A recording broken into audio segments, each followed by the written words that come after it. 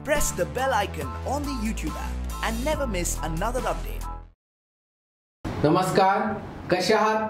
काळजी घेताय ना? काळजी घ्यायलाच पाहिजे. हात धुताय ना?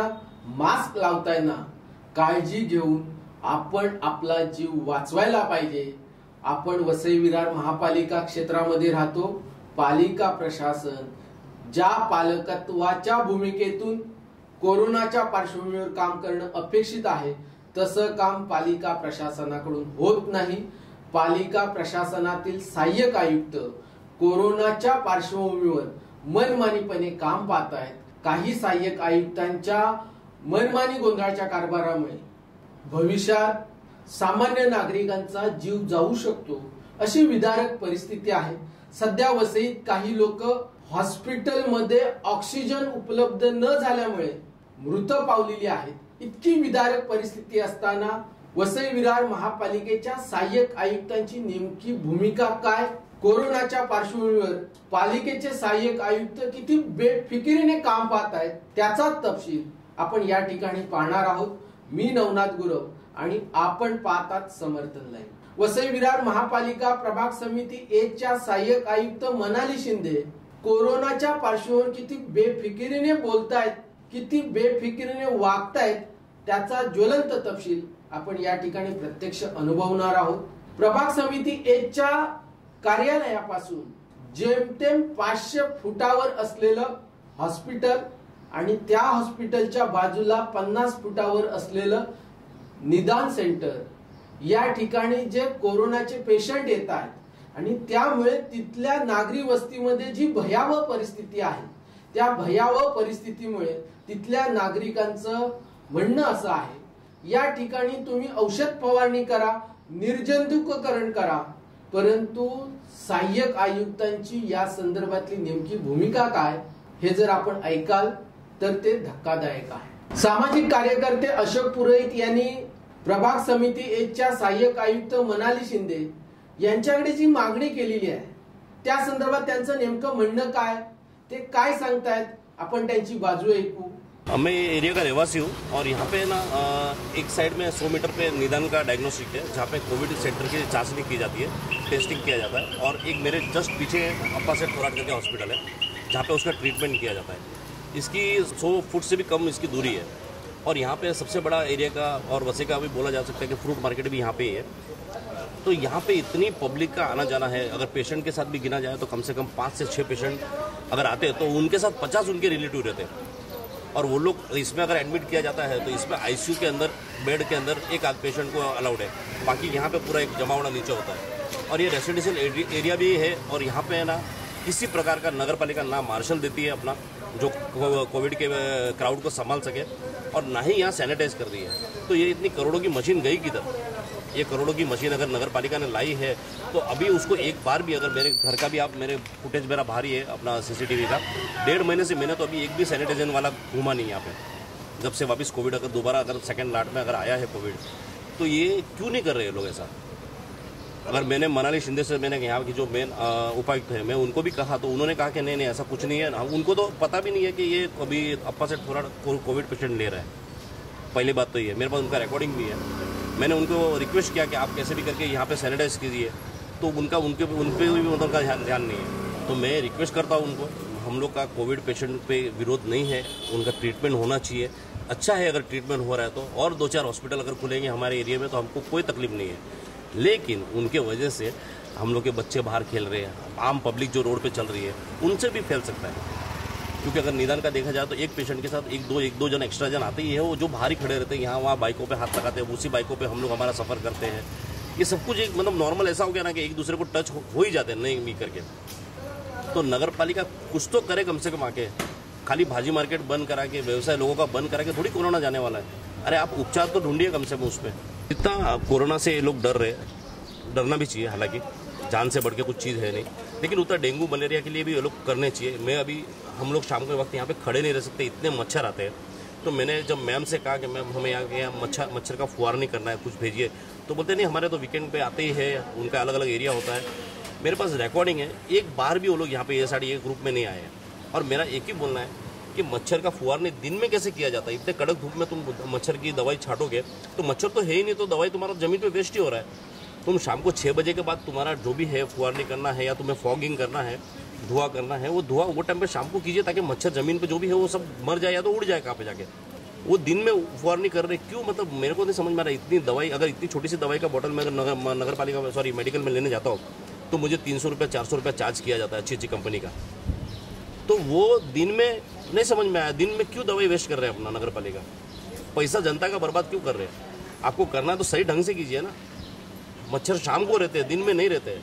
आपण अशोक पुरोहित यांनी जी काय समस्या मांडली त्या समस्येचा तपशील आपण ऐकलेला आहे आणि त्या संदर्भात त्यांनी वसई विरार महापालिकेच्या सहाय्यक आयुक्त मनाली शिंदे यांच्याशी जो संवाद केला त्या संवादाचा आपण तपशील ऐकू। हेलो मैम अशोक पुरोहित बोल रहा हूँ रिपोर्टर। हेलो, हाँ बोलिए। मैम फ्री हो आप? मेरे को 1 मिनट चाहिए था आपका। बोलिए।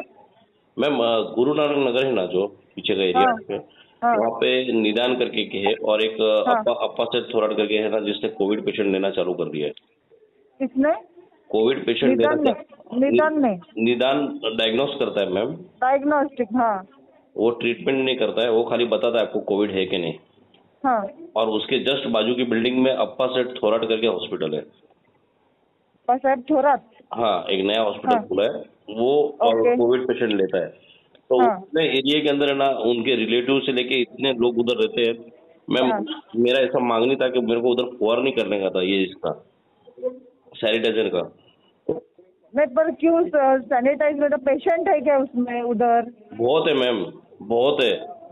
पूरा कोविड सेंटर बन गया है, इसके लिए मैं आपको बोल रहा हूँ। और वहाँ पे ना निदान के बाहर आप गर्दी देखोगे ना मैम, मतलब इतना है ना कि चलते फिरते वहाँ पे इतनी बाइकें पार होती है कि कोई आदमी बाइक पे हाथ घुमा रहा है, कोई आदमी किस पे हाथ घुमा रहा है, मतलब नहीं, वो निदान वालों की जिम्मेदारी है ना, उन्होंने करना चाहिए ये सब। निदान के अंदर नहीं बोल रहा हूँ मैम, मैं मेन रोड पे बोल रहा हूँ। बाहर तो वो उनके पेशेंट्स है, उनका पेशेंट, उनका एरिया सैनिटाइज करने का उनकी जिम्मेदारी है। मनाली मैडम मेरी बात तो समझिए आप पहले, मैं क्या बोलना चाहता हूँ। मुझे समझ में आया, जो निदान में डायग्नोस्टिक करने के लिए आते हैं पेशेंट, उनके बाइक वगैरह पार्क है, ऐसा आपका कहना है, और लोगों की भीड़ है, बराबर? मैं खाली है ना आपको एक ही चीज बोल रहा हूँ, वहाँ पे लोगों की भीड़ है, बाकी आप सब बात छोड़ दीजिए। और वो लोगों की भीड़ में है ना, तो लोगों की भीड़ है ना, उसको कंट्रोल करना जिम्मेदारी किसकी है? मैडम सुनिए ना मेरी बात, मैं आपको क्या बोलना चाहता हूँ, पहले समझिए तो सही मेरी बात को। हाँ बोलिए। भीड़ कंट्रोल में है, भीड़ कोई धक्का मुक्की नहीं कर रही है, भीड़ अपने हिसाब से बरोबर टेस्ट करके जा रही है। मैं ऐसा नहीं बोल रहा आपको कंट्रोल करना है उनको, मैं आपको क्या बोल रहा हूँ कि सेफ्टी के लिए जो सैनिटाइजर मशीन है ना, आप जो वापर रहे हो नगर पालिका में, मैं उसकी मांग नहीं कर रहा हूँ। नहीं, वैसे नहीं होगा। जहाँ पे पेशेंट है ना, वहाँ पे सिर्फ सैनिटाइज होता है। तो पेशेंट जगह पे कहीं भी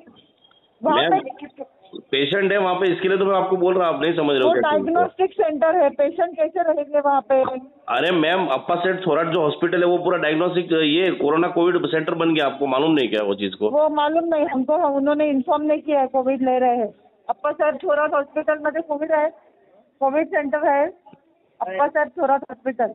नहीं, आपको गलत इन्फॉर्मेशन दे रहे हैं। तो एक काम करो मैम, मैं ना वहाँ जाके इंटरव्यू लेता हूँ और इंटरव्यू लेके फिर आप इंटरव्यू ले लो। हाँ, और आप मैडम सुनिए ना मैम, आप आपके मुंह से बोल रहे हो कि आपको पता नहीं है, तो आप एक आपका स्टाफ भेज के भी जानकारी ले लो ना।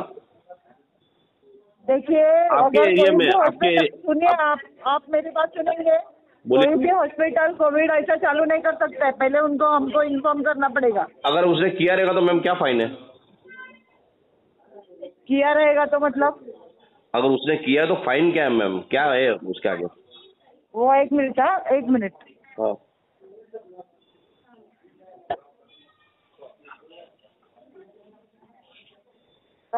चव्हाण सर, एखाद्या हॉस्पिटलनी कोविड चालू केलं असेल, आपल्याला इन्फॉर्म नसेल केलं तर त्यांना काय फाईन आहे?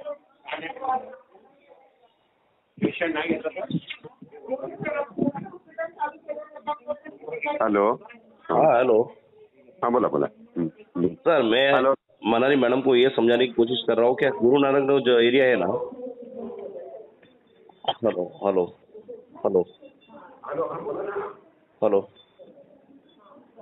हेलो थोड़ा जाऊ दे। हेलो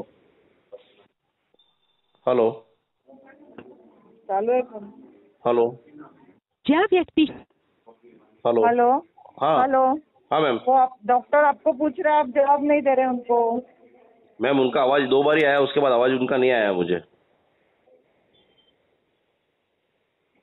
आप एक रिटर्न में कंप्लेंट दे दो यहाँ पे। हाँ? मतलब जैसे उसने मैम COVID मैं आपको कॉल पे बता रहा हूँ, ये आपके लिए काफी नहीं है। ठीक है, फिर देख लेंगे हम। ठीक है, कोई बात नहीं।